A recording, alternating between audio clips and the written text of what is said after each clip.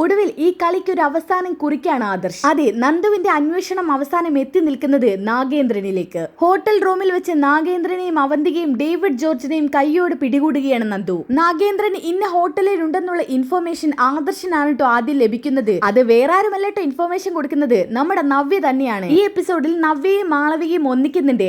മാളവിക മൂർത്തി ജ്വല്ലറിയുടെ ചാരനാണെന്നുള്ളത് Navya കണ്ടെത്താണ്.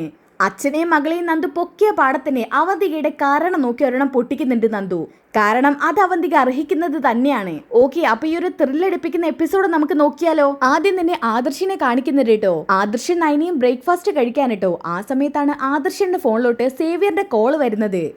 നൈനെ, Xavier ആണ്, ഒരു minute. Hello. Sir, എനിക്കൊരു ഇൻഫോർമേഷൻ കിട്ടിയിട്ടുണ്ട്. അത് പറയാൻ വേണ്ടി ഞാൻ വിളിച്ചതാ. ഫോണിലൂടെ പറയുന്നേക്കാളും നല്ലത് നേരിട്ട് പറയുന്നതാണെന്ന് തോന്നി. ശരി സേവ്യർ, ഞാൻ അങ്ങോട്ട് എത്തിക്കോളാം. ശരി സാർ. ഇതും പറഞ്ഞ് കോള് കട്ട് ചെയ്യുന്നുണ്ട് കേട്ടോ. അപ്പം നയന ചോദിക്കുന്നുണ്ട്, ആദർശേട്ടാ സേവ്യർ എന്താ പറഞ്ഞത്? അത് സേവ്യറിന് എന്തോ ഇൻഫോർമേഷൻ കിട്ടിയിട്ടുണ്ട്. അത് ഫോണിലൂടെ പറയുന്നേക്കാളും നല്ലത് നേരിട്ട് പറയുന്നതാണെന്ന് അവൻ പറഞ്ഞത്. അത് ശരിയാ ആദർശേട്ടാ. ആദർശേട്ടൻ്റെ ഫോണൊക്കെ അവർ ട്രാക്ക് ചെയ്യുന്നുണ്ടായിരിക്കും. അങ്ങനെ വരുമ്പോൾ ആദർശേട്ടൻ സംസാരിക്കുന്നതൊക്കെ അവർ അറിഞ്ഞു കഴിഞ്ഞാൽ അവരുടെ പണി എളുപ്പമായില്ലേ? അതുകൊണ്ട് തന്നെയാ ഇങ്ങനെയുള്ള കാര്യങ്ങളൊന്നും പരസ്പരം ഫോണിലൂടെ സംസാരിക്കാത്തത്. ഞാൻ എന്തായാലും എത്രയും പെട്ടെന്ന് അങ്ങോട്ട് ചെല്ലട്ടെ. അല്ല ആദർശേട്ടാ, ഞാനും കൂടെ വരട്ടെ? ഏയ് വേണ്ട, ഞാൻ തന്നെ സേവ്യറിനെ കാണാൻ പോകുന്നത് മുഖം മറച്ചിട്ടൊക്കെയാ. ആ കൂട്ടത്തിൽ നിന്നെയും കൂടി അങ്ങോട്ട് കൊണ്ടുപോകാൻ പറ്റില്ല. അങ്ങനെ നിന്നെ കൊണ്ടുപോയിട്ട് ആർക്കെങ്കിലും സംശയം തോന്നിയാലേ അത് സേവ്യറിന്റെ ജീവന് തന്നെ ആപത്താ. അതുകൊണ്ട് തൽക്കാലം ഞാൻ മാത്രം പോയിട്ട് വരാം. ശരി ആദർശേട്ടാ. പിന്നെ ശ്രദ്ധിക്കണം, ചുറ്റിലും മൊത്തം ശത്രുക്കളാ. ഞാൻ അതൊക്കെ ശ്രദ്ധിക്കുന്നുണ്ട് നൈനെ. നീ എന്നെക്കുറിച്ച് ടെൻഷൻ അടിക്കാതെ കൂളായിക്കൊണ്ടിരിക്കേ. എന്നെ സഹിക്കാൻ കരുത്തന്മാരായിട്ടുള്ള ഇഷ്ടം പോലെ ആളുകളുണ്ട്. അങ്ങനെ ഇരിക്കുമ്പോൾ നീ എന്തിനാ പേടിക്കുന്നത്? ദേ, ഇങ്ങനെ പേടിച്ചിട്ടൊക്കെ ഓരോന്ന് വരുത്തി വെച്ചാലേ മുത്തശ്ശി പറഞ്ഞിട്ട് പോയത് ഓർമ്മയുണ്ടല്ലോ, എന്നെ വെച്ചേക്കത്തില്ല ഇവിടെ. ഞാൻ കാരണമാണല്ലോ നീ ഇപ്പം വീട് വിട്ട് ഇവിടെ വന്ന് നിൽക്കുന്നത്. അതിനൊക്കെ കൂടി ചേർത്ത് മുത്തശ്ശി എനിക്കൊരു തരല് തരൂ. അതുകൊണ്ടേ ഹെൽത്തൊക്കെ നോക്കേണ്ടത് നിന്റെയും കൂടി ഉത്തരവാദിത്താ. അത്യാവശ്യത്തിന് വ്യായാമവും സമയത്തിന് ഭക്ഷണവും ഞാൻ കഴിക്കുന്നുണ്ട്. അതുകൊണ്ട് ശരീരത്തിന് മറ്റ് പ്രശ്നങ്ങളൊന്നും ഉണ്ടാവില്ല. ആ സമയത്തിന് വ്യായാമവും ആഹാരമൊക്കെ ഉണ്ടായതുകൊണ്ടാണല്ലോ നീ ക്ഷേത്രത്തിൽ മുത്തശ്ശിന്റെ മുന്നിൽ വെച്ച് കുഴഞ്ഞു വീണത്. അത് പിന്നെ ആദർശേട്ടാ, നീ ഒന്നും പറയേണ്ട നൈനെ. Aunty, Elizabeth aunty. ആൻറ്റി. എന്താ മോനെ? ഞാൻ അടുക്കളയിൽ പിന്നാമ്പുറത്ത് പണിയിലായിരുന്നു. ചേച്ചി, നൈനെ ശ്രദ്ധിച്ചോളണേ. ഞാനൊന്ന് പുറത്ത് വരെ പോയിട്ട് വരാം. ശരി മോനെ, ഞാൻ നോക്കിക്കോളാം. ധൈര്യമായിട്ട് നീ പൊയ്ക്കോ. ചേച്ചി, ക്ഷേത്രത്തിൽ വെച്ച് കുഴഞ്ഞു വീണത് ഓർക്കുന്നുണ്ടല്ലോ? അതൊക്കെ ഞാൻ ഓർക്കുന്നുണ്ട്. അതൊക്കെ ഈ സമയങ്ങളിൽ ഉണ്ടാവുന്ന ചില സിംറ്റംസാ. അതൊന്നും കാര്യമാക്കണ്ട. എന്നാലും എലിസബത്ത് ആൻറ്റിയുടെ ഒരു കണ്ണ് എപ്പോഴും നയനയുടെ മുകളിൽ വേണം. അതുണ്ടാവണമെന്ന് മോൻ പറയേണ്ട ആവശ്യമുണ്ടോ? ഞാൻ എപ്പോഴും മോളെ ശ്രദ്ധിച്ചുകൊണ്ട് തന്നെയാ. അതുകൊണ്ട് അതാലോചിച്ച് മോൻ ടെൻഷൻ അടിക്കണ്ട. മോൾക്ക് ആവശ്യമുള്ളത് എന്താന്ന് വെച്ചാൽ അത് ഞാൻ ചെയ്തു കൊടുക്കും. ശരി ആൻറ്റി, എന്നാൽ പിന്നെ ഞാൻ ഇറങ്ങട്ടെ. ശരി മോനെ. നയനെ, പോയിട്ട് വരാം. ശരി. അങ്ങനെ ആദർശ് അവിടെ നിന്ന് ഇറങ്ങുന്നുണ്ട് കേട്ടോ. പിന്നെ കാണിക്കുന്നത് സേവ്യറിന്റെ വീട്ടിൽ ആദർശ് എത്തുന്നതാണ്. മുഖം മറച്ചോണ്ടൊക്കെയാണ് കേട്ടോ സേവ്യറിന്റെ വീട്ടിലോട്ട് വരുന്നത്. അങ്ങനെ അകത്തോട്ട് കയറി ചെല്ലുന്നുണ്ട്. ആദർശിന്റെ മുഖം മറച്ച കോലം കണ്ടപ്പോൾ സേവ്യർ ഒന്ന് പേടിച്ചു പോയി കേട്ടോ. പെട്ടെന്ന് തന്നെ മുഖം മറച്ചത് മാറ്റുന്നുണ്ട്. സാറായിരുന്നോ? ഞാനങ്ങ് പേടിച്ചു പോയി. സേവ്യർ എന്ത് കരുതി? സേവ്യറിന് വല്ലതും ചെയ്യാൻ ആരെങ്കിലും വരുമായിരിക്കുമെന്നോ? ഒന്നും പറയാൻ പറ്റില്ലല്ലോ സാറേ. ഈ കാര്യം ഏറ്റെടുത്തേ പിന്നെ എനിക്ക് ചുറ്റിലും ശത്രുക്കൾ ഉള്ള പോലെയാ തോന്നുന്നത്. ഇത് സേവ്യറിനെ സംബന്ധിച്ചിടത്തോളം വലിയൊരു ടാസ്ക്കായി പോയല്ലേ? ഒരിക്കലും ഇല്ല സാറേ. സംഭവം ഇത് വലിയ ടാസ്കൊക്കെ തന്നെയാ. പക്ഷേ മൂർത്തി സാറിനും കുടുംബത്തിനും ഈ ഉപകാരം ചെയ്തു തരുന്നതിൽ എനിക്കൊരു പ്രയാസവുമില്ല. അതൊക്കെ പലതവണ സേവ്യർ എന്നോട് പറഞ്ഞിട്ടുണ്ടല്ലോ. അതിനെന്തായാലും സേവ്യറിന് ഞാൻ ഇതെല്ലാം കഴിഞ്ഞിട്ട് വെറും കൈയോടെ പറഞ്ഞയക്കില്ല. അയ്യോ സാറേ, അതൊന്നും പ്രതീക്ഷിച്ചിട്ടല്ല കേട്ടോ സാറിൻ്റെ കൂടെ ഈ സഹായത്തിനൊക്കെ കൂടിയത്. നിങ്ങൾ എൻ്റെ കുടുംബത്തിന് എത്ര ഉപകാരം ചെയ്തിട്ടുണ്ടെന്ന് എൻ്റെ കുടുംബത്തിന് എനിക്ക് മാത്രമേ അറിയത്തുള്ളൂ. സേവ്യറെ, അതൊക്കെ കഴിഞ്ഞ കാര്യമല്ലേ? താൻ അതൊക്കെ വിട്. അല്ല, എന്നെ എന്താ വിളിപ്പിച്ചത്? ഞാൻ അത് കേട്ടിട്ട് പെട്ടെന്ന് പോവാൻ വേണ്ടി വന്നതാ. ഇല്ലെങ്കിൽ അത് നിനക്ക് തന്നെ ദോഷം ചെയ്യാം. സാർ എന്തായാലും വാ, ഇരിക്കി. സർ, കിട്ടിയ ഇൻഫോർമേഷൻ എന്താന്ന് വെച്ചാൽ സാറ് പറഞ്ഞ കിങ് കോബ്രയില്ലേ, അയാളെ ഇന്ന് ഡേവിഡ് ജോർജ് മീറ്റ് ചെയ്യുന്നുണ്ട്. ഒരുപക്ഷെ ഡേവിഡ് ജോർജിനെ ഫോളോ ചെയ്താൽ നിങ്ങൾ അന്വേഷിക്കുന്ന വ്യക്തിയിലേക്ക് ഇന്ന് എത്തിച്ചേരാൻ പറ്റുമെന്ന് എനിക്ക് വിശ്വാസമുണ്ട് സാർ. അങ്ങനെയാണെങ്കിൽ ഈ കളി ഇന്നത്തോടു കൂടി അവസാനിക്കാം. അല്ല, ഇവരെങ്ങോട്ടാ പോകുന്നോന്നോ മറ്റോ ഇൻഫോർമേഷൻ അതൊക്കെ നമുക്ക് ലൊക്കേഷൻ വെച്ച് കണ്ടെത്താം. അതിലൊന്നും പ്രയാസമില്ല. ഇനി അഥവാ കണ്ടെത്താൻ പറ്റിയിട്ടില്ലെങ്കിലുള്ള കാര്യവും ഞാൻ പറഞ്ഞത്. അയാളെ ഫോളോ ചെയ്ത് കഴിഞ്ഞാൽ അയാൾ എങ്ങോട്ടാ പോകുന്നതെന്ന് കൃത്യമായി മനസ്സിലാക്കാൻ വേണ്ടി പറ്റും. പിന്നെ സാർ, വേറെ ഒരു പ്രധാനപ്പെട്ട ഇൻഫോർമേഷൻ എന്ന് പറയുന്നത് ഈ കിങ് കോബ്ര എന്ന പേരിൽ അറിയപ്പെടുന്ന വ്യക്തി മൂർത്തി ജ്വല്ലറിയിൽ ഇതിനു മുമ്പ് ജോലി ചെയ്തിട്ടുണ്ട്. അയാൾ അവിടെ വർക്ക് ചെയ്തുകൊണ്ടിരിക്കുമ്പോൾ അവിടെ നിന്നെന്തോ തിരിമറി കാണിച്ചു. മൂർത്തി സാറ് പിന്നെ സ്വന്തവും ബന്ധുവൊന്നും നോക്കത്തില്ലല്ലോ, അതുകൊണ്ട് അയാൾ ആട്ടി ഇറക്കി വിട്ടിട്ടുണ്ട്. അങ്ങനെയുള്ള ലിസ്റ്റിൽ ആരെങ്കിലും ഉണ്ടോ എന്ന് നോക്ക് സാറേ. മൂർത്തി ഡിസ്റ്റിലറിയിലെ വിശ്വസ്തരായ സ്റ്റാഫുകളെ മാത്രമല്ല നിർത്താറ്. പക്ഷേ സേവ്യർ, അതിലൊരു പ്രശ്നമുണ്ട്. എന്താ സാർ? അതൊരു പക്ഷേ മുത്തശ്ശന് മാത്രമേ അറിയാൻ പറ്റത്തുള്ളായിരിക്കും. ഇപ്പം മുത്തശ്ശനും ഞാനായിട്ട് അത്ര നല്ല ബോണ്ടിലല്ലെന്ന് നിനക്കറിയാലോ. അതെനിക്കറിയാം സാർ. പക്ഷേ മൂർത്തി സാർ നമ്മളെ ഹെൽപ്പ് ചെയ്യുകയാണെന്നുണ്ടെങ്കിൽ പണി കുറച്ചുകൂടി എളുപ്പമാവും. അപ്പോൾ മൂർത്തി ഡിസ്റ്റിലറിയിൽ വർക്ക് ചെയ്തിരുന്ന ആൾ തന്നെയാണിത്. അയാളാണ് നമുക്ക് തിരിച്ചടിയായി ഇപ്പോൾ വന്നേക്കുന്നത്. അതെ സാർ, അത് കൺഫേം ആണ്, അതിലൊരു മാറ്റവും. മൂർത്തി ഡിസ്റ്റിലറിയിൽ ഇതിനു മുമ്പ് ഒരുപാട് സ്റ്റാഫുകൾ ഒഴിവാക്കിയിട്ടുണ്ട്, സ്വന്തവും ബന്ധവും നോക്കാതെ. വിശ്വസ്തരല്ലാത്ത സ്റ്റാഫുകളെയൊന്നും മുത്തശ്ശൻ അവിടെ പൊറുപ്പിച്ചിട്ടില്ല. അതുകൊണ്ട് ഇങ്ങനൊരു ഇൻഫോർമേഷൻ കിട്ടിയതുകൊണ്ട് കണ്ടെത്തുക എന്നുള്ളത് കുറച്ച് ടാസ്കാ. എന്നാലും മുത്തശ്ശൻ്റെ സഹായം ഉണ്ടായിരുന്നെങ്കിൽ ചിലപ്പോൾ കണ്ടെത്താൻ സാധിച്ചേനെ. ഇതുപോലെ എന്തെങ്കിലും ഇൻഫോർമേഷൻ കിട്ടുകയാണെങ്കിൽ നീ അപ്പം തന്നെ എന്നെ വിളിച്ച് വിവരം അറിയിക്കണം. എന്നെ ഫോൺ ചെയ്താൽ മതി, ഞാൻ എത്രയും പെട്ടെന്ന് ഇങ്ങോട്ട് എത്തിക്കോളാം. അല്ലെങ്കിൽ നമുക്ക് പുറത്ത് എവിടെയെങ്കിലും വെച്ച് മീറ്റ് ചെയ്യാം. ശരി സാറേ. എന്നാൽ ശരി, എനിക്ക് പോയിട്ട് വേറെ കുറച്ച് കാര്യങ്ങൾ ചെയ്തു തീർക്കാനുണ്ട്. അങ്ങനെ ആദർശ് അവിടെ നിന്ന് ഇറങ്ങാൻ പിന്നെ ആദർശ് കാണാൻ പോകുന്നത് മാളവികയാണ്. മാളവികയെ ഒരു ബീച്ച് സൈഡിൽ വെച്ചിട്ടാണ് കേട്ടോ കാണുന്നത്. അപ്പോൾ മാളവിക ആദർശിനോട് ചോദിക്കുന്നുണ്ട്, അപ്പോൾ സർ, മൂർത്തി ഡിസ്റ്റിലറിയിൽ വർക്ക് ചെയ്തിരുന്ന ഏതോ ഒരു സ്റ്റാഫാണ് അയാൾ. അതേ മാളവികെ. അപ്പോൾ സർ, നമ്മൾ ഏകദേശം അയാളിലോട്ട് അടുത്തു തുടങ്ങി. ഏകദേശമല്ല, അയാളിലോട്ട് അടുത്തു സർ. എന്നാൽ പിന്നെ എനിക്ക് കാര്യം എളുപ്പല്ലേ, ആ ഡേവിഡ് സാറിനെ ഒന്ന് ഫോളോ ചെയ്താൽ പോരെ? അങ്ങനെ മതി, പക്ഷേ അയാൾക്ക് സംശയം തോന്നാത്ത രീതിയിൽ വേണം ഫോളോ ചെയ്യാൻ. ഇല്ലാന്നുണ്ടെങ്കിൽ എന്തെങ്കിലും സംശയം തോന്നിക്കഴിഞ്ഞാൽ അയാൾ ഒരിക്കലും ഈ പറഞ്ഞ വ്യക്തിയുടെ അടുത്തോട്ട് ചെല്ലത്തില്ല. അത് സാർ പറഞ്ഞത് ശരിയാ, അത്രയും ശ്രദ്ധയോടുകൂടി വേണം അയാളെ ഫോളോ ചെയ്യാൻ. അതിന് ഏറ്റവും നല്ല ആളായി തോന്നുന്നത് എനിക്ക് ആദർശ് സാറിനെ തന്നെയാ. ആ ഡേവിഡിനെ ഫോളോ ചെയ്യാൻ സാറ് തന്നെ ധാരാളമാണ്. അതെ, ഇനി എൻ്റെ ഓരോ നീക്കങ്ങളും അയാളിലേക്ക് തന്നെയായിരിക്കും. എന്നാൽ പിന്നെ മാളവിക, ഡേവിഡ് എപ്പോഴാണോ അവിടുന്ന് പുറത്തിറങ്ങുന്നത് ആ സമയം എന്നെ വിളിച്ചറിയിക്കണം. ശരി സാർ, ഞാനത് അപ്പോൾ വിളിച്ചറിയിക്കാം. പിന്നെ സർ, സൂക്ഷിക്കണം, അവരുടെ പിന്നിലും വേറെയും പല ആളുകളുണ്ടായിരിക്കും. സാറിന് എന്തെങ്കിലും സംശയം തോന്നിയാൽ അവർ സാറ് വെച്ചേക്കില്ല. എനിക്ക് ആ കാര്യം ആലോചിച്ച് പേടിയൊന്നുമില്ല. പക്ഷേ എനിക്ക് അയാളെ കണ്ടെത്തിയേ പറ്റൂ. എനിക്കിവിടെ ജയിക്കണം എന്നുണ്ടെങ്കിൽ അയാളെ കണ്ടെത്താതെ പറ്റില്ല മാളവികയെ. സാർ എന്തായാലും വിജയിച്ചിട്ട് തന്നെ തിരിച്ചു വരത്തുള്ളൂ. എന്തായാലും ഡേവിഡ് സാർ അവിടെ നിന്ന് ഇറങ്ങുമ്പോൾ ഞാൻ സാറെ വിളിച്ച് ഇൻഫോം ചെയ്യാം. ശരി മാളവികയെ. എന്നാൽ ശരി സാർ. ഇതും പറഞ്ഞുകൊണ്ട് മാളവിക അവിടെ നിന്ന് പോകുന്നുണ്ട് കേട്ടോ. ഓക്കെ, ഇനി അതൊക്കെ കഴിഞ്ഞിട്ട് കാണിക്കുന്നത് എൻ ജ്വല്ലറിയാണ്. എൻ ജ്വല്ലറിയിൽ അബി ആണെങ്കിൽ റൂമിൽ ഇരുന്നുകൊണ്ട് ഫോണിൽ എന്തോ ഫോട്ടോ നോക്കിക്കൊണ്ടിരിക്കുകയാണ്. അത് മറ്റാരുടെ ഫോട്ടോ അല്ല കേട്ടോ, മാളവികയുടെ ഫോട്ടോയാണ്. എന്തൊരു ഭംഗി ഇവളെ കാണാൻ. സത്യം പറഞ്ഞ ഇവളെങ്ങനെ നോക്കിയിരുന്ന് പോകാൻ തോന്നുക. മാളവിക അങ്ങനെ പെട്ടെന്ന് വളയുന്ന സെറ്റപ്പാണെന്ന് തോന്നുന്നില്ല. പക്ഷേ ഈ അബിയുടെ മുന്നിൽ വളയാത്തതായിട്ടുള്ള പെണ്ണുങ്ങളുണ്ടോ? ഇനിയിപ്പം ഞാൻ ഈ എൻ ജ്വല്ലറിയുടെ ഉടമയല്ലേ, അപ്പം പിന്നെ എൻ്റെ ഇഷ്ടം അവളെ നിരസിക്കാൻ സാധ്യതയില്ല. എന്തായാലും അബി, നിന്റെ തലവരെ തെളിഞ്ഞിരിക്കുകയാണ്. നീ ഇപ്പം സ്വർഗത്തിലാ മോനെ. അത് പറഞ്ഞുകൊണ്ടിരിക്കുന്ന സമയത്താണ് കേട്ടോ ഉള്ളിലോട്ടൊരു സ്റ്റാഫ് വരുന്നത്. Sir, may come in? Yes, come. എന്തിനാ അകത്തോട്ട് കയറട്ടെ എന്നൊക്കെ ചോദിക്കുന്നത്? ഇങ്ങോട്ട് കയറി വന്നൂടെ? അത് പിന്നെ സാർ എന്തെങ്കിലും ജോലിയിലായിരിക്കുമെന്ന് കരുതി. അങ്ങനെ. സർ, ഇതിലൊന്ന് ഒപ്പിട്ട് തരുമോ? അതിനെന്താ, എവിടെ നോക്കട്ടെ. ഇതും പറഞ്ഞുകൊണ്ട് ആ ഫയൽ വാങ്ങിക്കുന്നുണ്ട് കേട്ടോ. എന്നിട്ട് ഒപ്പിടുന്ന നേരം കൊണ്ട് അബി പലതും ചോദിച്ച് മനസ്സിലാക്കണേ. എന്താ പേര്? എൻ്റെ പേരാണോ സർ? അത് ശരി, നീയല്ലാതെ ഇവിടെ വേറെ ആരെങ്കിലും ഉണ്ടോ എൻ്റെ മോളെ? സോറി സർ, എൻ്റെ പേര് ഐശ്വര്യ. ഐശ്വര്യ, നല്ല പേര്.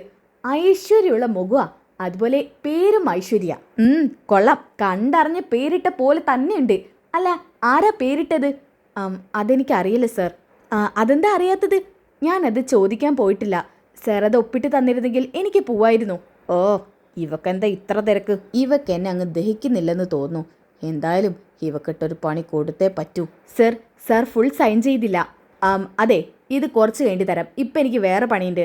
അയ്യോ സർ, 2 പേജും കൂടിയല്ലേ ഉള്ളൂ. അത് സൈൻ ചെയ്താൽ എനിക്ക് പോവായിരുന്നു. നീ പോവാൻ തിരക്കായിട്ട് നിൽക്കുവാണോ? എന്നാ പിന്നെ ഒരു കാര്യം ചെയ്യേ, നീ ഈ ജോലി അങ്ങ് വേണ്ടാന്ന് വെച്ചോ, റിസൈൻ ഇട്ടോ, പോയിക്കോ. ഇയാളെന്ത് ഇങ്ങനെ ഒരു കാട്ട് കോഴിയാണെന്നാ തോന്നുന്നത്. ഏത് സമയത്തും ഒലിപ്പിച്ചുകൊണ്ടുള്ള വർത്താനം, അയാളുടെ ഒരുമാതിരി നോട്ടവും. അതെ, നിന്നോടാ ചോദിച്ചത്. നിനക്ക് സമയമില്ലാന്നുണ്ടെങ്കിലേ റിസൈൻ ഇട്ട് ഇവിടെ നിന്ന് ഇറങ്ങിക്കോന്ന്. അയ്യോ സർ, അങ്ങനെയൊന്നും പറയല്ലേ സർ.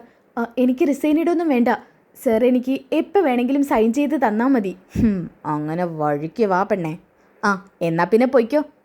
ശരി സാർ. ഇതും പറഞ്ഞ് പോവാൻ നിൽക്കുന്ന സമയത്താണ് കേട്ടോ അബി വീണ്ടും വിളിക്കുന്നത്. ഐശ്വരി, ഒന്ന് നിന്നേ. എന്താ സർ? ഞാൻ റിസൈൻ ഇടാൻ പറഞ്ഞത് നിനക്ക് വിഷമായോ? ഏയ് ഇല്ല സർ. ഏയ് അത് നിന്റെ മുഖത്ത് പറയുന്നുണ്ട്. ആ വിഷമം മാറ്റാനേ സാറ് നിനക്കൊരു സർപ്രൈസ് തരാം. ദാ ഇത് വെച്ചോ. ഇതും പറഞ്ഞ് ഒരു ഡയറി മിൽക്കിൻ്റെ പാക്കറ്റ് കൊടുക്കുന്നുണ്ട് കേട്ടോ. അയ്യോ സർ, എനിക്കിതൊന്നും വേണ്ട. അതെന്താ, ഇത് വാങ്ങിക്കില്ലേ? ഇങ്ങ് തന്നേക്ക് സർ. ഇതും പറഞ്ഞുകൊണ്ട് അത് വാങ്ങിക്കുന്നുണ്ട് കേട്ടോ. ശരി പൊയ്ക്കോ. ദേ ഇത് സൈൻ ചെയ്തത് കിട്ടാൻ ഒരു 2 മണിക്കൂർ കഴിഞ്ഞിട്ട് വാ. ശരി സർ. എന്നാ പൊയ്ക്കോ. അങ്ങനെ ഐശ്വര്യ പുറത്തോട്ട് ഇറങ്ങിയതിനു ശേഷം ഐശ്വര്യ ഇങ്ങനെ മനസ്സിൽ കരുതുന്നുണ്ട് കേട്ടോ. കാട്ടുകോഴി, നല്ല ഒന്നാന്തരം കാട്ടുകോഴി. ഇയാളൊക്കെ പിടിച്ചാണല്ലോ ഇവിടുത്തെ മാനേജറാക്കിയത്. അതിനൊക്കെ ആ ഡേവിഡ് സാറ് പറഞ്ഞാൽ മതി. എന്തൊരു കഷ്ടമാണെന്നറിയോ. അയാളുടെ ഒരു ഒലിപ്പിച്ച സംസാരവും ഒരുമാതിരി ഒരു നോട്ടും, ഒരു ഭാര്യയും കുഞ്ഞുണ്ട്. അതിൻ്റെതായിട്ടുള്ള ഒരു റെസ്പെക്റ്റും അയാളിൽ നിന്ന് കാണാനില്ല. ഇങ്ങനെയും കുറെ എണ്ണങ്ങൾ. ഇതും പറഞ്ഞുകൊണ്ട് ആ കുട്ടി അവിടുന്ന് പോവാണ് കേട്ടോ. അതൊക്കെ കഴിഞ്ഞിട്ട് കാണിക്കുന്നത് അവിടുത്തെ വേറൊരു സ്റ്റാഫ് മാളവികയുടെ അടുത്തോട്ട് ചെല്ലുന്നതാണ്. മാളവിക മാഡം. യെസ് മാഡം, മാഡത്തെ അബിസാറ് വിളിക്കുന്നുണ്ട്. അബിസാറോ? സാർ എന്തിനാ എന്നെ വിളിക്കുന്നത്? അതറിയില്ല മാഡം. ഇനി എന്ത് തിരക്കുണ്ടെങ്കിലും അത് മാറ്റിവെച്ച് മുകളിലോട്ട് ചെല്ലാൻ പറഞ്ഞു സർ. ശരി, ഞാൻ ചെന്നോളാം. ശരി മാഡം. അപ്പോൾ മാളവിക മനസ്സിൽ കരുതുന്നുണ്ട് കേട്ടോ. ഇവൻ എന്താ ഇങ്ങനെ? മനുഷ്യനൊരു സൗകര്യവും തരത്തില്ലല്ലോ. വന്ന് കയറിയിട്ടുള്ളൂ, അപ്പോഴത്തേക്കും അവൻ വിളിപ്പിക്കുന്നു. ഇവൻ നല്ല ഒന്നാന്തരം വായ നോക്കിയാ. ആകെപ്പാടെ ഒരാഴ്ചയായിട്ടുള്ള വരാൻ തുടങ്ങിയിട്ട്. അതിനിടയ്ക്ക് തന്നെ അവൻ്റെ ക്യാബിലോട്ട് എന്നെ എത്ര തവണ വിളിപ്പിച്ചു. അത് ഒരു ആവശ്യമില്ലാതെ. ഇനിയിപ്പോൾ ചെന്നില്ലെങ്കിൽ അതാവും അടുത്ത പ്രശ്നം. എന്തായാലും ചെന്നേക്കാം. ഇതും പറഞ്ഞ് മാളവിക നേരെ അബിയുടെ ക്യാബിലോട്ട് പോവാണ് കേട്ടോ. അതായത് അബിയുടെ റൂമിലേക്ക്. Sir, may come in? Malavika come. എന്താ മാളവിക ഇതൊക്കെ? നിനക്ക് അകത്തോട്ട് വരണമെന്നുണ്ടെങ്കിൽ എൻ്റെ പെർമിഷൻ്റെ ആവശ്യമുണ്ടോ? അതില്ല കേട്ടോ. നിനക്ക് എപ്പോൾ വേണമെന്നുണ്ടെങ്കിലും ഇങ്ങോട്ട് അകത്തോട്ട് കയറി വരാം. സർ, സാർ ആരോടെങ്കിലും സംസാരിക്കുകയാണെന്നുണ്ടെങ്കിൽ അതിനിടയ്ക്ക് ഞാൻ കയറി വരുന്നതൊക്കെ സാറിന് ഡിസ്റ്റർബ് ആവില്ലേ? ഏയ് ഒരിക്കലും ഇല്ല. ഇനി ആര് കയറി വന്നാലും എനിക്ക് മാളവിക കഴിഞ്ഞിട്ടേ അവരാരും ഉള്ളൂ. എന്താ സർ? അതെ, ഞാൻ ഉദ്ദേശിച്ചത് മാളവികയാണല്ലോ ഈ ജ്വല്ലറിക്ക് ഏറ്റവും കൂടുതൽ പ്രോഫിറ്റ് ഉണ്ടാക്കി തരുന്നത്. അതുകൊണ്ട് മാളവിക കഴിഞ്ഞിട്ടേ വേറെ ആർക്കും സ്ഥാനം കൊടുക്കത്തുള്ളൂന്നാ. അങ്ങനെയുള്ള സ്ഥാനമാനങ്ങളൊന്നും എനിക്ക് വേണ്ട സർ. എനിക്ക് ആവശ്യത്തിനുള്ള സാലറിയൊക്കെ ഇവിടുന്ന് കിട്ടുന്നുണ്ട്. അതിൽ കൂടുതൽ ഞാനൊന്നും പ്രതീക്ഷിക്കുന്നില്ല. അതെനിക്കറിയാലോ. അതുകൊണ്ടാ മാളവികയെ പോലുള്ള ഒരു പെൺകുട്ടിയോട് എനിക്കൊരു പ്രത്യേക ഇഷ്ടം. അയ്യോ, അത് മാളവിക വിചാരിക്കും പോലൊരു ഇഷ്ടം അല്ല കേട്ടോ. സർ, അതൊക്കെ പോട്ടെ. സാർ ഇപ്പം എന്തിനാണ് വിളിപ്പിച്ചത്? അയ്യോ, അത് പറയാൻ വിട്ടു. നമുക്കേ ഇന്ന് ലഞ്ച് പുറത്തുനിന്നായാലോ? ലഞ്ചോ? സർ, ഞാൻ ലഞ്ചൊക്കെ വീട്ടിൽ നിന്ന് വരുമ്പോൾ കൊണ്ടുവന്നിട്ടുണ്ട്. എനിക്ക് വീട്ടിലുള്ള ഫുഡാണ് ഇഷ്ടം. അങ്ങനെ പുറത്തൊന്നും പോയി കഴിക്കുന്നത് എനിക്ക് വലിയ താല്പര്യമില്ല. അയ്യോ മാളവിയെ, വേണ്ടെന്ന് മാത്രം പറയരുത്. ഞാനാണെങ്കിൽ ഓൾറെഡി ലഞ്ചൊക്കെ ബുക്ക് ചെയ്ത് കഴിഞ്ഞു ഹോട്ടലിലേക്ക്. അയ്യോ സർ, അതൊക്കെ എന്നോട് ചോദിച്ചിട്ട് വേണ്ടേ സർ ചെയ്യാൻ? നമുക്കിടയിൽ അങ്ങനെയൊക്കെ ഉണ്ടോ മാളവികെ? എന്നാലും ഒരാളുടെ സൗകര്യമൊക്കെ നോക്കണ്ടേ സർ? അയ്യോ, ഞാനതങ്ങ് വിട്ടുപോയി. മാളവികയ്ക്ക് തിരക്കൊന്നും ഉണ്ടാവില്ലെന്നാ ഞാൻ പ്രതീക്ഷിച്ചത്. അപ്പം മാളവിക മനസ്സിൽ കരുതുന്നുണ്ട്, ഇനിയിപ്പോൾ ഇതിൽ നിന്ന് എങ്ങനെ പെട്ടെന്നൊന്ന് ഊരുക? സർ, എനിക്ക് കുറച്ച് അധികം തിരക്കുണ്ട്. നമ്മുടെ ഓണത്തിന് ഇഷ്ടംപോലെ കളക്ഷൻസ് ഇറങ്ങാൻ കിടക്കുക. അതുകൊണ്ട് അതിൻ്റെ ഡിസൈനൊക്കെ തയ്യാറാക്കണം. അതുകൊണ്ട് ഞാനൊരു അല്പം തിരക്കില്ല. പിന്നെ ഡേവിഡ് സാർ എന്നെ വിളിച്ചിരുന്നു. ഞാനൊന്ന് അങ്ങോട്ട് ചെല്ലട്ടെ. ഡേവിഡ് അവിടെ വിളിച്ചോട്ടെ, അങ്ങോട്ടൊന്നും ചെല്ലണ്ട. നീ വരാത്തതിനുള്ള കാരണം ഞാൻ ഡേവിഡിനോട് ബോധ്യപ്പെടുത്തിക്കോളാം. ഡേവിഡോ? ഇയാളെന്താ ഇപ്പം ഇങ്ങനെയൊക്കെ വിളിക്കുന്നത്? ഡേവിഡെന്ന്? ഡേവിഡ് സാറെന്നായിരുന്നല്ലോ ഇന്നലെ വരെ ഇയാൾ വിളിച്ചോണ്ടിരുന്നത്. അപ്പോൾ ഇയാളും ഇവിടെയും തമ്മിൽ എന്തൊക്കെയോ ബന്ധമുണ്ടെന്ന് സംശയിച്ചത് ശരി തന്നെയാണ്. എന്താ മാളവികെ? അല്ല, ഡേവിഡ് സാറിനെ സാറ് ഡേവിഡ് എന്ന് വിളിക്കുന്നത് കേട്ടപ്പോൾ അയ്യോ, ഞാൻ അറിയാതെ അങ്ങനെ വിളിച്ചു പോയതാ. ആക്ച്വലി ഡേവിഡ് സാറും ഞാനും അത്രയ്ക്ക് നല്ല ബോണ്ടാ, അതുകൊണ്ട് പറഞ്ഞതാണ്. ശരി സാറേ, ലഞ്ചിന് ഞാൻ വരാം. ഇത് കേട്ടോണ്ടാണ് കേട്ടോ നവ്യ അകത്തോട്ട് കയറി വരുന്നത്. ലഞ്ചിന് വരാന്നോ? അതിനിവിടെ ആരാ ലഞ്ചിന് പോകുന്നത്? മാഡം, എന്നെ സാറ് ലഞ്ചിന് വിളിച്ചിരുന്നു. ലഞ്ചിനോ? അതെന്താ അബി, അപ്പം ഞാൻ നിൻ്റെ കൂടെ ലഞ്ചിനൊന്നും വരണ്ടേ? നവ്യ, നീ ഇവിടെ ഉണ്ടായിരുന്നോ? ഞാനിവിടെ ഉണ്ടായിരുന്നു. അതപ്പോൾ അബിക്ക് അറിയില്ലേ? അയ്യോ, നവ്യ ഇവിടെ ഉണ്ടായിരുന്നെങ്കിൽ ഞാൻ ഒരിക്കലും മാളവികയുടെ കൂടെ ലഞ്ചിന് പോകത്തില്ല. നമുക്കൊരു കാര്യം ചെയ്യാം. മാളവികയ്ക്ക് തിരക്കുണ്ടെന്നല്ലേ പറഞ്ഞത്? തൽക്കാലം മാളവിക ജോലി ചെയ്തോ, ഞാൻ നവ്യയുടെ കൂടെ പോയിക്കോളാം. ശരി സാർ. എന്നാൽ അകത്തോട്ട് നവ്യ കയറി വരുന്നുണ്ട് കേട്ടോ. അബി, നീ എന്താ അവളുടെ കൂടെ ലഞ്ചിനൊക്കെ പോകുന്നത്? അയ്യോ നവ്യ, നീ വിചാരിക്കും പോലെ ഒന്നല്ല. ഞാൻ അതിനെന്താ വിചാരിച്ചെന്ന് നിനക്കറിയോ? എനിക്കറിയാം. നീ അവളെ എന്നെ ചേർത്ത് മോശമായി എന്തെങ്കിലും ധരിച്ചു കാണും. അവൾ അങ്ങനെ ഒരു കുട്ടിയല്ല. അതൊന്നും നീ പറയണ്ട. അവളൊരു പക്ഷെ അങ്ങനെ ആയിരിക്കില്ല. പക്ഷെ നിന്റെ സ്വഭാവം വെച്ചിട്ട് അവൾ ആ വലയിൽ വീഴുന്ന എനിക്ക് തോന്നുന്നുണ്ട്. എന്തൊക്കെയാ നവ്യ പറയുന്നത്? നമുക്ക് രണ്ടുപേർക്ക് ലഞ്ചിന് പോവാം. ആ ലഞ്ച് നീ തനിച്ചങ്ങ് തിന്നാൽ മതി. നീ എങ്ങനെ പോയാലും ആരുടെ കൂടെ നടന്നാലും എനിക്കൊരു കുഴപ്പമില്ലടാ. പക്ഷേ ഇനി നിന്റെ വലയിൽ വീഴുന്ന ഒരു പെൺകുട്ടിയും കണ്ണീര് കുടിക്കാൻ പാടില്ല.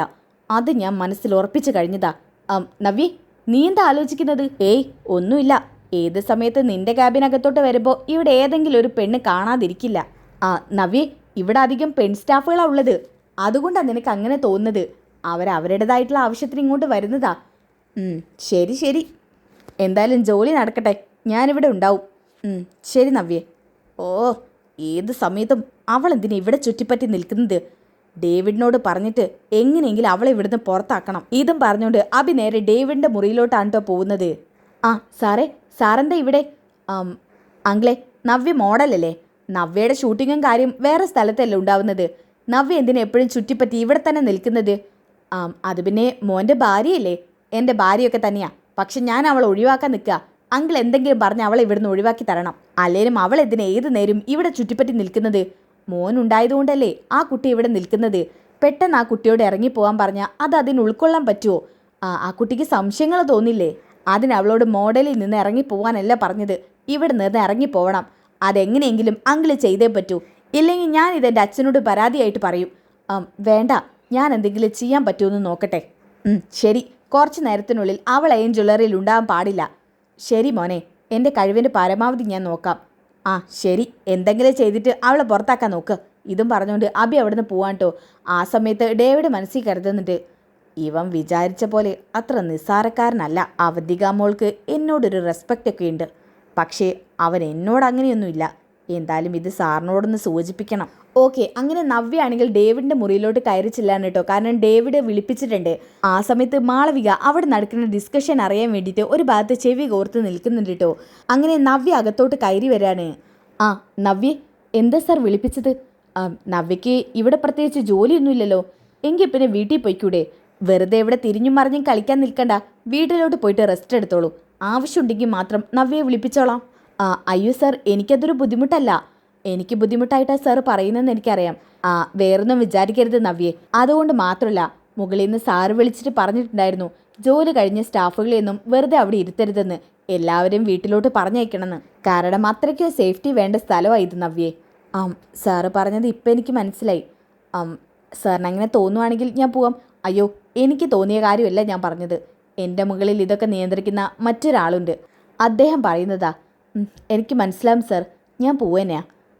എന്നാൽ ശരി സാർ. ശരി നവ്യേ. ഇതും പറഞ്ഞ് നവ്യ പുറത്തോട്ട് ഇറങ്ങുന്ന സമയത്താണ് കേട്ടോ മാളവിക ഒരു സൈഡിൽ കാത് ഓർത്ത് നിൽക്കുന്നത് കാണുന്നത്. ഇത് കണ്ടപ്പോൾ തന്നെ നവ്യക്ക് കാര്യം പിടികിട്ടാണ്. നവ്യ നേരെ മാളവികയുടെ പിന്നിൽ ചെന്ന് നിൽക്കുന്നുണ്ട് കേട്ടോ. ഹലോ,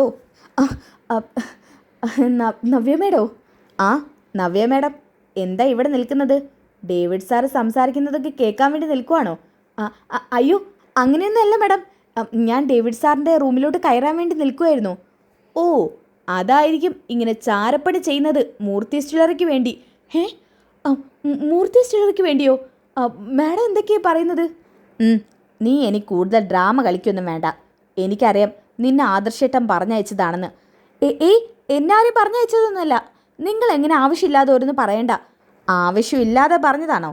എന്നാൽ പിന്നെ ഞാൻ ഡേവിഡ് സാറോട് പറയട്ടെ. അയ്യോ, പറയരുത്. എനിക്കറിയാം നിന്നെ നയനയും ആദർശേട്ടനും പറഞ്ഞയച്ചതാണെന്ന്. അയ്യോ മാഡം, ഇത് ആരോടും പറയരുത്. എനിക്ക് നിന്നോട് ഒന്ന് സംസാരിക്കാൻ പറ്റുമോ? അതിനെന്താ മാഡം, പക്ഷേ ഇവിടുന്ന് സംസാരിക്കുന്നത് സേഫല്ല. എന്നാൽ പിന്നെ നമുക്ക് പുറത്തുനിന്ന് സംസാരിക്കാം. ശരി, എവിടേക്കാണ് വരേണ്ടത് മാഡം? നിനക്കിപ്പോൾ ജോലി തിരക്കുണ്ടോ? ഇല്ല, ഇന്നത്തെ ജോലിയൊക്കെ അവസാനിച്ചു. എന്നാൽ പിന്നെ നമുക്ക് ബീച്ചിൽ വെച്ച് കാണാം. ശരി, ഞാൻ അങ്ങോട്ട് വന്നോളാം. പിന്നെ ഈ വിവരം ആദർശേട്ടനെ വിളിച്ച് പറയരുത്. നമ്മൾ കണ്ടിട്ട് നമുക്ക് കുറച്ച് കാര്യങ്ങൾ സംസാരിക്കാനുണ്ട്. അതിനുശേഷം അവരറിഞ്ഞാൽ മതി.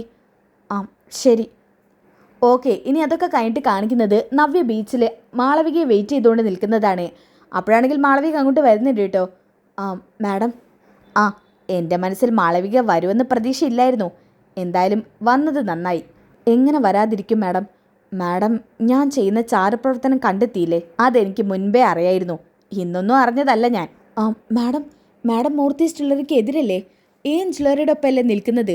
ഒരിക്കലും അല്ല. അങ്ങനെ ആയിരുന്നു. പക്ഷേ ഇപ്പം അങ്ങനെയല്ല. ഇപ്പം ഞാൻ മൂർത്തി ജ്വല്ലറിക്ക് വേണ്ടിയാണ് പ്രയത്നിക്കുന്നത്. എനിക്കൊന്നും മനസ്സിലാവുന്നില്ല മാഡം. മാഡത്തെക്കുറിച്ച് എനിക്കറിയാവുന്നത് ജ്വല്ലറിക്കാരുടെ ആളുകളാണെന്നാ. അതെ, ജ്വല്ലറിയുടെ ആളുകൾ തന്നെയായിരുന്നു. പക്ഷേ അറിയേണ്ട ചില സത്യങ്ങൾ അറിഞ്ഞപ്പോൾ എല്ലാവരെയും കുറിച്ച് മനസ്സിലാക്കി. ശരി, മൂർത്തീസ് ജ്വല്ലറിയുടെ ഭാഗത്താണെന്ന് ഞാൻ മനസ്സിലാക്കി കഴിഞ്ഞു. എന്നിട്ട് മാഡം എന്താ ഇത് ആദർശ് സാറോട് നയന മാഡത്തോടൊന്നും പറയാതിരുന്നത്? അത് പറയാൻ സമയമായിട്ടില്ല. നീ എൻ്റെ കൂടെ നിൽക്കണം. പക്ഷേ ഇതൊരിക്കലും നയനയും ആദർശേട്ടനും അറിയരുത്.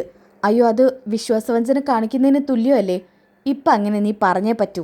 ഒരിക്കലും അവരെ ചതിക്കാനല്ല, അവരുടെ കൂടെ നിൽക്കാനാ. എനിക്കൊരു പ്രധാനപ്പെട്ട ഇൻഫർമേഷൻ കിട്ടിയിട്ടുണ്ട്. ഇന്ന് ഞാൻ അയാൾ സംസാരിക്കുന്നത് വ്യക്തമായിട്ട് കേട്ടു മാളവികെ. ഡേവിഡ് സാറോ? അതെ. എന്താ കേട്ടത്? അത് വേറൊന്നുമല്ല, ആ കിങ് കോബ്ര ഇല്ലേ, അയാളുടെ ഒറിജിനൽ പേര് നാഗേന്ദ്രൻ. അയാൾ ഇന്ന് ഏത് ഹോട്ടലുണ്ടാവുമെന്ന് എനിക്ക് നന്നായിട്ട് അറിയാം. ആ ഹോട്ടലിലോട്ട് അയാളെ കാണാൻ വേണ്ടി ഡേവിഡ് ജോർജ് പോകുന്നുണ്ട്. ഈ ഇൻഫർമേഷൻ എത്രയും പെട്ടെന്ന് ആദർശ് സാറെ നീ അറിയിക്കണം. ഞാനോ? അതെ, നീ തന്നെ അറിയിച്ചേ പറ്റൂ. ഇന്നത്തോടുകൂടി അയാളുടെ കള്ളക്കളി എല്ലാം വെളിച്ചത്താവണം.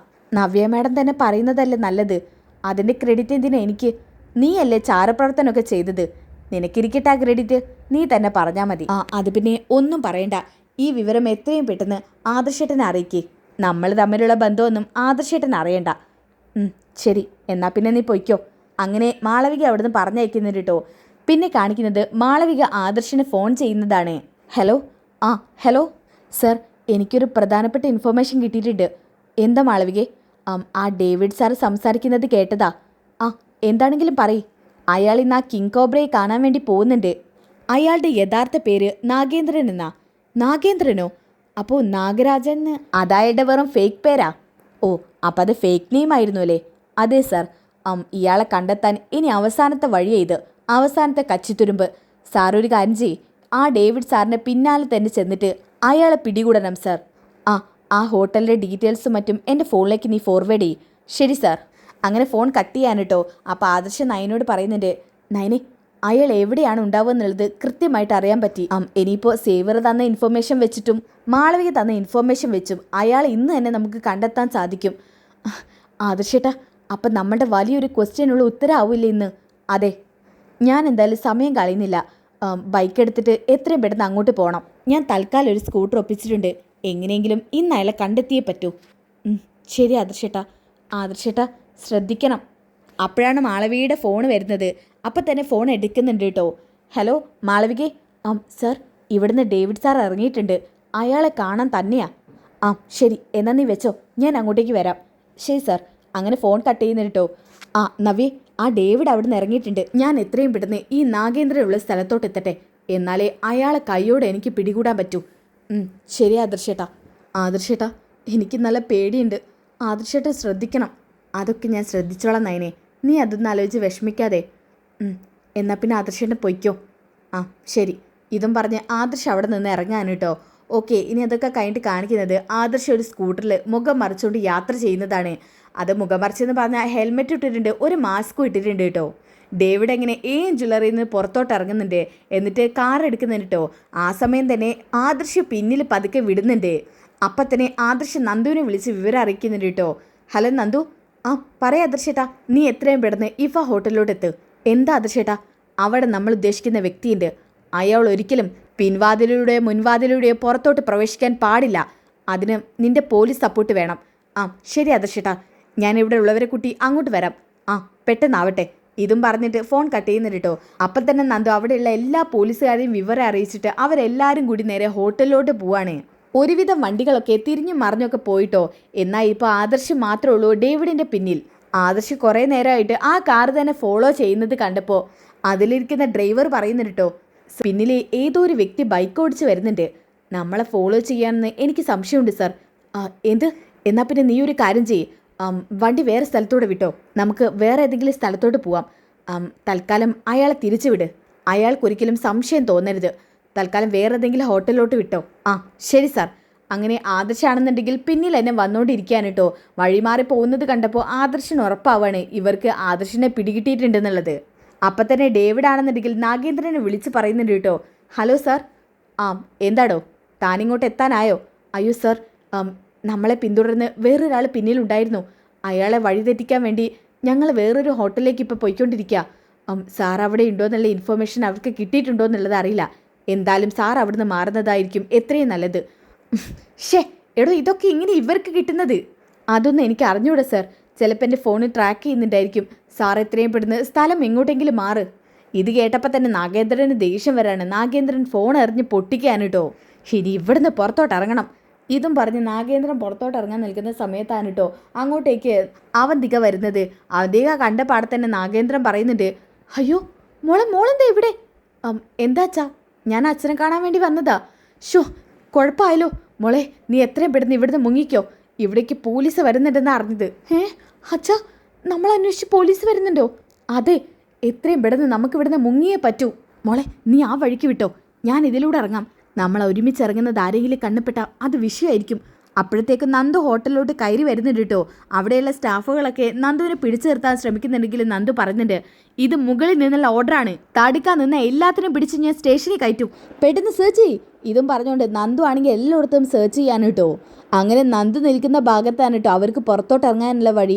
അവിടെ തന്നെയാണ് നന്ദു നിൽക്കുന്നത്. നന്ദു പെട്ടെന്ന് അവിടുന്ന് മാറാൻ നിൽക്കുമ്പോൾ അവിടെ ഒരു ഇളക്കം പോലെ തോന്നുകയാണ് കേട്ടോ. ഇത് കണ്ടപ്പോൾ നന്ദു വീണ്ടും അങ്ങോട്ടേക്ക് എന്നെ നോക്കുന്നുണ്ട്. ആ സമയത്ത് ഒരു ഷർട്ടിൻ്റെ തുമ്പ് ഇങ്ങനെ കാണുകയാണേ. അങ്ങനെ നന്ദു ആണെന്നുണ്ടെങ്കിൽ പെട്ടെന്ന് തന്നെ അങ്ങോട്ട് പോകുന്നുണ്ട്. എന്നിട്ട് അയാളെ കയ്യോട് പിടികൂടാണ്, അതായത് നാഗേന്ദ്രൻ കൊതറി പോവാൻ നോക്കിയെങ്കിലും നന്ദു ആണെങ്കിൽ പിടിച്ചു വെച്ച് നിർത്തുകയാണ് കേട്ടോ. ഒരൊറ്റൊരെണ്ണം കൊടുക്കുകയാണ് നന്ദു. എടി നീ എന്നെ അടിച്ചല്ലേ? നീ ആരാടോ? ഞാൻ ആരാണെന്ന് നിനക്കറിയില്ല. അറിഞ്ഞു കഴിഞ്ഞാ നീ എൻ്റെ രോമത്തിൽ പോലും തൊടാൻ ഭയക്കും. ഓ പിന്നെ നീ ആരാതാ നിന്റെ വിചാരം? നിന്നെ കിട്ടാൻ വേണ്ടി തന്നെയാ ഞാൻ ഇത്രയും കാലം ശ്രമിച്ചുകൊണ്ടിരുന്നത്. പറയടാ നീ ആരാ? ആ സമയമാണ് കേട്ടോ അവിടെ നിന്ന് അവന്തികയും പിടിച്ചുകൊണ്ട് മറ്റൊരു പോലീസ് വരുന്നത്. മാഡം ദേ ഈ സ്ത്രീ രക്ഷപ്പെടാൻ ശ്രമിക്കുമായിരുന്നു. അപ്പോഴാണ് കേട്ടോ അവന്തികയെ കാണുന്നത് നന്ദു. അവന്തിക നീയോ? നീ എന്താ ഇവിടെ? അത് നന്ദു, ഞാൻ എൻ്റെ ഒരു ഫ്രണ്ടോ? ഈ ഹോട്ടൽ അതിന് ഒരൊറ്റ ആളാ ബുക്ക് ചെയ്തിരിക്കുന്നത്. അത് ഈ നാഗേന്ദ്രനാ. അപ്പം നീ ഇയാളെ കാണാൻ വേണ്ടി വന്നതാണോ? അയ്യോ നന്ദു, ഞാൻ ഇയാളെ കാണാൻ വേണ്ടി വന്നതല്ല. പിന്നെന്തിനാ നീ ഇവിടേക്ക് വന്നത്? എൻ്റെ ഒരു സുഹൃത്ത് ഈ ഹോട്ടലാന്ന് കരുതി ഇങ്ങോട്ട് കയറിയതാ.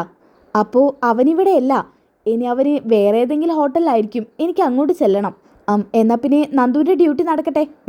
ഒന്ന് നിന്നേ, നീ എൻ്റെ മുഖത്തോട്ടൊന്ന് സൂക്ഷിച്ച് നോക്കിയേ. എന്താ നന്ദു? ആ സമയത്ത് തന്നെ ഒരൊറ്റൊരടി കൊടുക്കാനിട്ട് നന്ദു. എന്താടി നീ വിചാരിച്ചത്? പോലീസുകാരെ പൊട്ടന്മാരാക്കാന്നോ? ഈ നിൽക്കുന്നയാള് നിന്റെ അച്ഛനാണെന്നുള്ളത് എനിക്കറിയാടി. എല്ലാ സംശയങ്ങളും എനിക്കുണ്ടായിരുന്നു. പക്ഷെ ഇന്നത്തോടുകൂടി അത് മുഴുവൻ ക്ലിയറായി. നീ എന്താ വിചാരിച്ചത്? നീയൊക്കെ ബന്ധപ്പെടുന്ന പോലീസുകാരെ പോലെ എല്ലാവരും വിഡ്ഢികളാണെന്നോ? നീയൊക്കെ പണം കൊടുക്കുമ്പോൾ ആ പണം കണ്ട് കണ്ണ് മഞ്ഞളിക്കുന്ന ഇഷ്ടം പോലെ പോലീസുകാരുണ്ടാവും. എന്നാൽ ആ ഗണത്തിൽ എന്നെ കൂട്ടണ്ട. പറഞ്ഞ നീ എന്ത് ചെയ്യൂടി? എടോ താൻ ജ്വല്ലറിയുടെ കൊമ്പത്തിരിക്കുന്ന ആളാണെന്നൊന്നും ഞാൻ നോക്കില്ല. ഇടിച്ച് നിന്റെ ഊപ്പാട് കലക്കും. എടി നിനക്കെന്നെ തൊടാനുള്ള ധൈര്യമുണ്ടോ? എന്നാ വാടി. അതെ, കൂടുതൽ കിടന്ന ആളാവാൻ നിൽക്കണ്ട. എനിക്ക് മുകളിൽ നിന്നുള്ള ഓർഡറാ നിന്നെപ്പോലെ ഒരുത്തനെ പൂട്ടി ജയിലിൽ അടയ്ക്കാൻ. അത് കേട്ടപ്പോൾ നാഗേന്ദ്രൻ ആകെ ഒന്ന് ഞെട്ടുന്നുണ്ട് കേട്ടോ. നാണമില്ലല്ലോടി നിനക്ക്. ഇയാൾക്ക് വേണ്ടി ചാരപ്രവർത്തനം ചെയ്തിട്ട് അനന്തപുരിക്കാരോടൊപ്പം നിൽക്കുകയാണെന്ന് പേരും. അപ്പോഴാണ് ആദർശ് അങ്ങോട്ട് വരുന്നത് കേട്ടോ. നന്ദു, ആദർശേട്ടൻ പറഞ്ഞ ആളിതാ, നാഗേന്ദ്രൻ, ജ്വല്ലറിയുടെ MD, യഥാർത്ഥ MD, ഇവളുടെ അച്ഛൻ. അപ്പോൾ ഇവളുടെ അച്ഛനാണെന്നുള്ള സംശയം നമ്മൾ പ്രകടിപ്പിച്ചത് അത് ശരിയായിരുന്നു അല്ലേ? അതെ ആദർശേട്ടാ. കൊള്ളാലോ അവന്തികയെ, നിന്റെ അച്ഛനെ മുൻനിർത്തി കളിച്ചു അല്ലേ? കളിക്കേണ്ടി വന്നു. എൻ്റെ അച്ഛനെ നിങ്ങളെല്ലാവരും കൂടി അനന്തപുരി നാട്ടിയിറക്കി വിട്ടതല്ലേ? അതുപോലെ മൂർത്തീസ് ജ്വല്ലറിന്ന് മുത്തശ്ശനും എൻ്റെ അച്ഛൻ ആട്ടിയിറക്കി വിട്ടു. അതിനുള്ള പ്രതികാരം ഇത്. നിങ്ങളൊക്കെ അറിഞ്ഞതൊന്നും ഞങ്ങൾക്കൊരു കുഴപ്പമില്ല. ഇതൊന്നും ഇവിടം കൊണ്ട് അവസാനിക്കില്ല. നിർത്തടി, വാ പൂട്ട്. ആരോടാടി നീ സംസാരിക്കുന്നത്? നിന്റെ ഏട്ടനോടോ? ഒരേട്ടൻ? നീയൊക്കെ ഏട്ടനാടോ? അപ്പം തന്നെ അവളുടെ കാരണം നോക്കി ഒരെണ്ണം കൂടി കൊടുക്കാനിട്ടു നന്ദു. വേണ്ട നന്ദു, ഇവക്കിത് പോരാ ആദർശേട്ടാ. ഹെടി നീ എൻ്റെ മോളുടെ കരണത്ത് കൈവച്ചു അല്ലേ? ഹെടി നീ എന്നെ ജീവനോട് ഉണ്ടാവില്ലടി. നിന്നെ ഞാൻ കൊന്നു കളയും. എന്നെ കൊല്ലാൻ വാടോ. നേർക്ക് നേരെ നിന്ന് നിനക്കെന്നെ കൊല്ലാൻ പറ്റുമോ? ഇല്ല. നീ പിന്നിലൂടെ വല്ല ഗുണ്ടകളയക്കും. അത്ര മാത്രമേ നിനക്ക് ചെയ്യാൻ പറ്റൂ. അങ്ങനെ ചെയ്യാൻ പറ്റുമെങ്കിൽ ചെയ്യടോ. എന്തായാലും ഇന്ന് ഞാൻ നിന്നെ ലോക്കപ്പിൽ അടയ്ക്കും. നിന്നെ നിന്റെ മകളെയും ഇനി നിന്റെ മോനെയും കൂടി അടയ്ക്കും ഞാൻ. അവനും കൂടിയേ ബാക്കിയുള്ളൂ. പിന്നെ നിനക്ക് വേറൊരാളെ കാണണ്ടേ? ലോക്കപ്പിൽ എന്തായാലും ബോറടിക്കില്ല. നിനക്ക് വേണ്ടപ്പെട്ട ഒരു വ്യക്തിയും കൂടി ഉണ്ട്. എടോ അയാളെങ്ങോട്ട് കൊണ്ടുവാ. ഇതും പറഞ്ഞുകൊണ്ട് ഡേവിഡ് ജോർജിനെ അങ്ങോട്ട് കൊണ്ടുവരുന്നുണ്ട് കേട്ടോ. എടോ ഡേവിഡേ. സാറേ, ഇവന്മാരെ എന്നെ പൊക്കി സാറേ. എടോ താൻ ഇനി എങ്ങനെ നിങ്ങളൊക്കെ ജയിലിൽ നിന്ന് ഇറങ്ങുമെന്ന് എനിക്കൊന്ന് കാണണം. അച്ഛ ഇവര്. മോള് വിഷമിക്കണ്ട. നമ്മൾ ഒരിക്കലും ജയിലിൽ കിടക്കില്ല. ഇവക്കുള്ളത് ഞാൻ കൊടുക്കും. നിർത്തരോ, ചുമ്മാ കിടന്ന് ചിലക്കാതെ. എടോ, ഇവരെയൊക്കെ കൊണ്ടുവാ, ജീപ്പി കയറ്റ്. ഇതും പറഞ്ഞുകൊണ്ട് അവരുമായിട്ട് പോലീസ് സ്റ്റേഷനിലോട്ട് പോവാണ് കേട്ടോ. എന്തായാലും അങ്ങനെ ആദർശിന് ആശ്വാസം ആവുന്നുണ്ട്. ഓക്കെ, അപ്പോൾ ഈ ഒരു കിടിലൻ എപ്പിസോഡ് നിങ്ങൾക്ക് ഇഷ്ടപ്പെട്ടിട്ടുണ്ടെങ്കിൽ ലൈക്ക് ചെയ്യാനും സബ്സ്ക്രൈബ് ചെയ്യാനും കമൻറ്റ് ചെയ്യാനും മറക്കണ്ട. പിന്നെ നെക്സ്റ്റ് എപ്പിസോഡ് വേണമെന്നുണ്ടെങ്കിൽ നിങ്ങൾ നെക്സ്റ്റ് എപ്പിസോഡ് നിന്ന് കമൻറ്റ് ചെയ്യുക. അങ്ങനെയാണെന്നുണ്ടെങ്കിൽ നെക്സ്റ്റ് എപ്പിസോഡ് ഉടനടി അപ്ലോഡ് ചെയ്യുന്നതായിരിക്കും. അപ്പോൾ എല്ലാവർക്കും അടുത്തൊരു വീഡിയോയിൽ കാണുന്നവരേക്കും ബൈ ഗൈസ്.